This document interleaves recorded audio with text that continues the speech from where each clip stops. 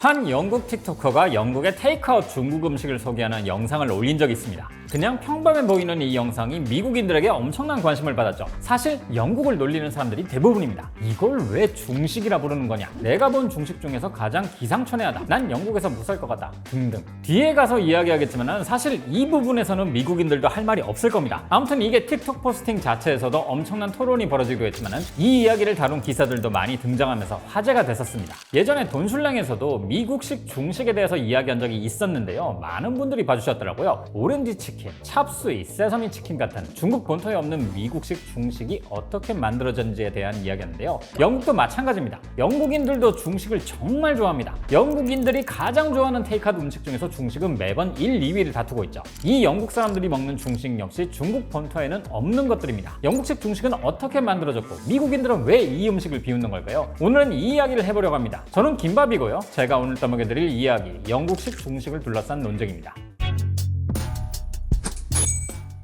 영국식 중식의 핵심 메뉴들 몇 가지가 있습니다. 일단 스위트 앤 사워 치킨, 비유하자면 영국식 탕수육이라 할 수 있죠. 차이가 있다면 우리나라 탕수육은 전분 반죽을 쓰기 때문에 얇고 바삭하고 쫀득합니다. 하지만 영국의 탕수육은요, 밀가루에 탄산수나 맥주를 섞어서 튀기기 때문에 튀김옷이 두껍습니다. 마치 피쉬앤칩스의 튀김옷과 비슷하죠. 그리고 우리나라의 탕수육은 물과 설탕, 식초, 간장, 전분이 베이스인 새콤달콤한 소스를 쓰는데요. 영국은 케첩이 베이스입니다. 또 영국에서 한국의 짜장면 같은 포지션을 담당하는 면 요리가 바로 차오면입니다. 우리나라에선 보기 힘든 볶음면인데요. 간장 베이스의 소스를 쓰고 고기와 채소를 센 불에 볶아서 냅니다. 사실 비슷한 걸로 치자면 짜장면보다는 미국의 중식인 로우메인과 비슷하죠. 솔트앤페퍼칩이라는 중식도 있습니다. 감자튀김을 소금, 후추, 그리고 중국풍의 향신료 등을 넣어서 중국식으로 볶아낸 요리인데 이건 정말로 영국식 중식 그 자체라고 할 수 있겠네요. 이 외에도 국경 요리를 영국식으로 변형한 크리스피덕, 스촨풍의 매운 소고기 튀김인 크리스피 칠리비프, 멘보샤와 비슷하게 생긴 세서미 프라운 토스트, 튀긴 양배추 요리인 크리스피 씨비드도 있습니다. 분명 이름은 튀긴 해초이지만 사실 양배추만 잔뜩 들어갔죠.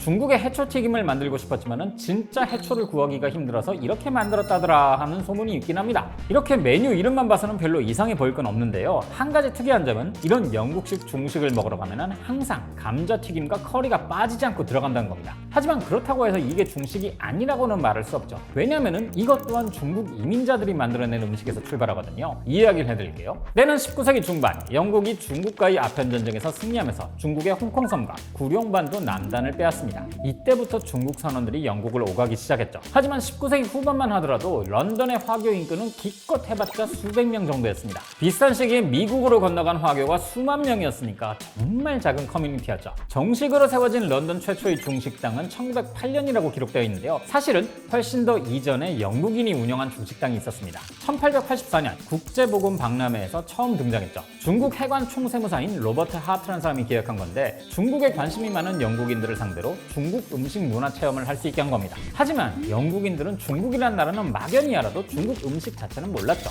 사람들은요, 자신에게 익숙하지 않은 음식을 좋아하지 않습니다. 그래서 진짜 중국 음식을 팔면 팔리지 않을 게 뻔했죠. 진짜를 팔면 안 팔리고 영국인들의 입맛에 맞게 변형하면 중국 음식이 아닌 어중간한 무언가가 돼버린다는 문제가 있었습니다.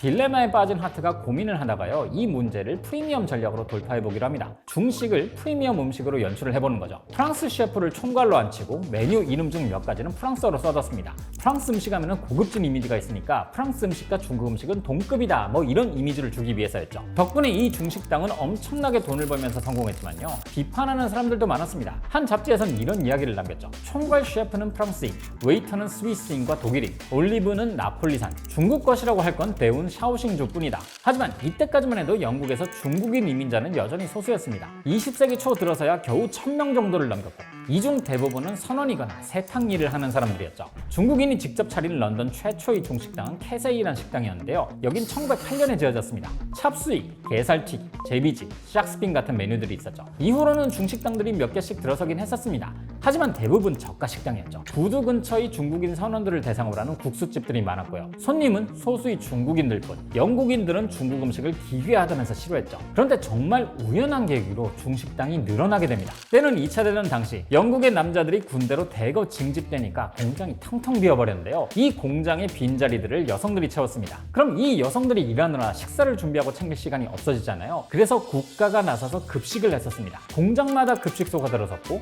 공공식당은 중식당을 영국 곳곳에 설치했죠. 이러면서 자연스럽게 외식 문화가 일상화됐고요. 그런데 전쟁이 끝나고 영국 정부가 이 급식 사업에서 발을 싹 빼버리니까 외식 시장에 공백이 생겨버린 겁니다. 이 공백을요, 홍콩에서 온 이민자들이 채웠습니다. 당시 홍콩 정부가 홍콩 농민들에게 영국 이민을 추천했었거든요. 이유를 짧게 설명해드리자면요, 1949년 중국의 공산당 정부가 들어섰을 때 당시 영국 땅이었던 홍콩은 중국의 식량을 의존하는 게 위험하다고 판단했습니다. 중국이 언제 어떻게 식량을 끊을지 모를 일이었거든요. 그래서 홍콩은 중국이 아닌 태국 같은 곳에서 쌀을 수입해 먹었습니다. 하지만 수입쌀에 의존하다 보니까 홍콩 농민들의 입지는 상대적으로 약해질 수밖에 없겠죠. 그래서 홍콩 농민들이 이민을 가기 시작했는데 그곳이 영국이었던 겁니다. 이 이민자들은 주로 식당에서 일을 하다가 자신들이 직접 식당을 차리기 시작했죠. 이때를 기점으로 런던에 중식당들이 하나둘씩 생겼습니다.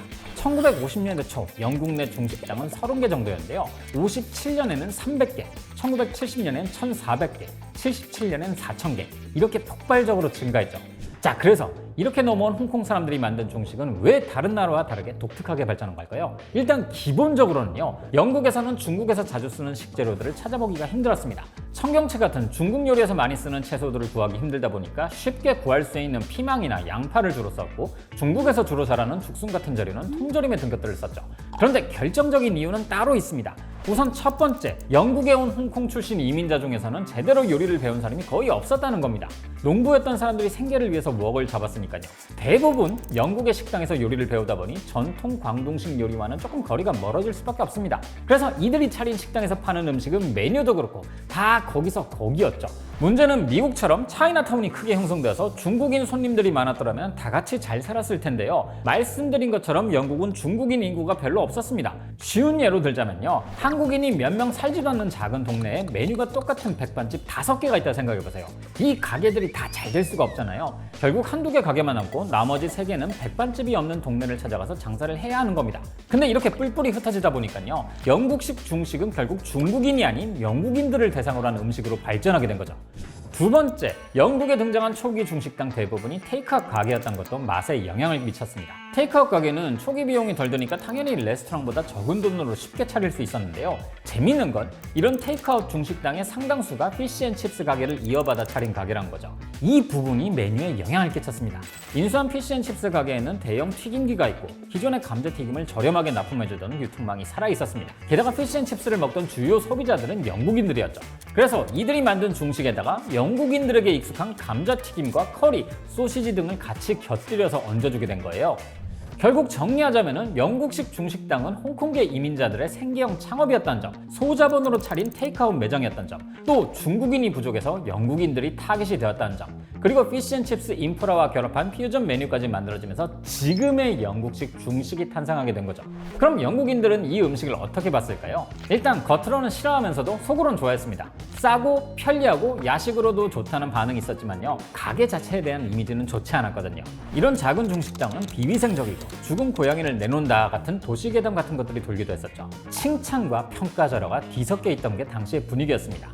이랬던 영국식 중식의 이미지가 바뀌기 시작한 건 상류층의 미식가들 덕분이었죠. 이런 미식가들이 중국 음식을 찾아다니면서 중국 음식에 대한 재평가가 이루어졌거든요. 또 1세대 이민자들과는 다르게 제대로 요리를 배운 이민자들이 런던에 중식당을 차리기 시작했고, 이때부터 중국 음식에 대한 영국인들의 인식도 조금씩 바뀌기 시작했죠.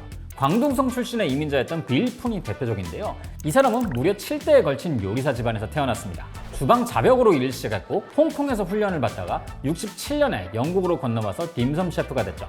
그리고 1973년 런던에서 푼스앤코를 열었는데요. 이게 초대박이 났습니다. 오픈 키친 형태로 가게를 만들었는데요. 중식이 얼마나 손이 많이 가는 음식인지 또 얼마나 깨끗한지를 보여주기 위해서였죠. 테이크아웃 중식에 익숙해져 있던 런던 사람들에게 정통 광둥식이 결합된 이 요리는 엄청난 충격을 줬고 전설적인 맛집으로 자리를 잡습니다. 뚝배기에 소시지와 오리, 돼지를 얹어서 쪄낸 밥이 굉장히 유명한데요. 저도 이게 너무 궁금하더라고요.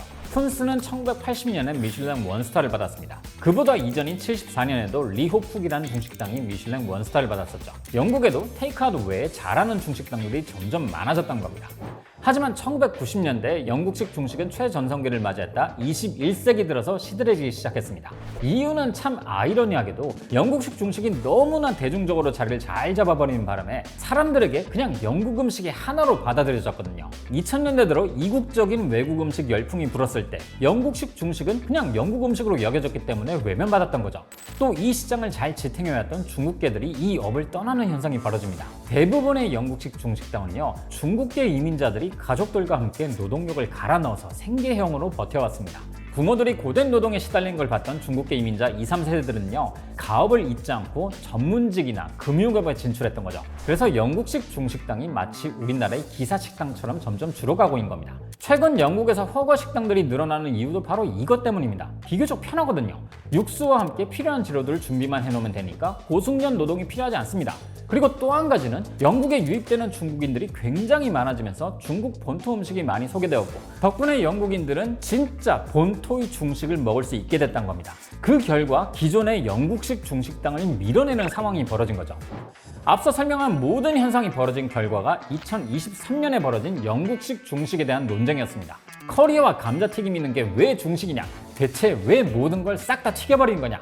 하지만 이 논쟁에서만큼 미국도 자유롭지 않습니다. 영국인들은 너희가 먹는 오렌지 치킨은 중국에 진짜 있는 줄 아냐 라면서 반박하고 있거든요. 미국에서 파는 중식 역시 본토의 중식과는 전혀 상관없는 음식들이 많으니까요. 돈슐랭을 오래 보신 분들이라면 아마 아실 텐데요. 음식은 원래 지역을 벗어나면 그 지역에 맞게 변하기 마련입니다. 그런 케이스는 수도 없이 많죠. 그런 의미에서 보면요. 현재 우리나라 음식이 해외에 많이 수출되고 있잖아요. 아마 앞으로 한식도 이런 식이 되지 않을까 싶습니다. 우리가 전혀 맛보지 못한 김밥, 떡볶이, 제육볶음이 각 나라에서 다시 태어나는 거죠. 혹은 우리가 전혀 알지도 못하는 것이 한식이라 이름 붙여질 수도 있고요. 그렇다고 해서 이게 가짜 한식이라고 할 수는 없을 것 같습니다. 물론 제육볶음을 갑자기 물에 끓여 먹는다거나 하면은 보는 입장에서 좀 고통받을 수 있겠네요. 오늘은 여러분들의 생각을 댓글로 남겨주셔도 좋을 것 같습니다. 그럼 저는 다음 주에 다시 뵙겠습니다.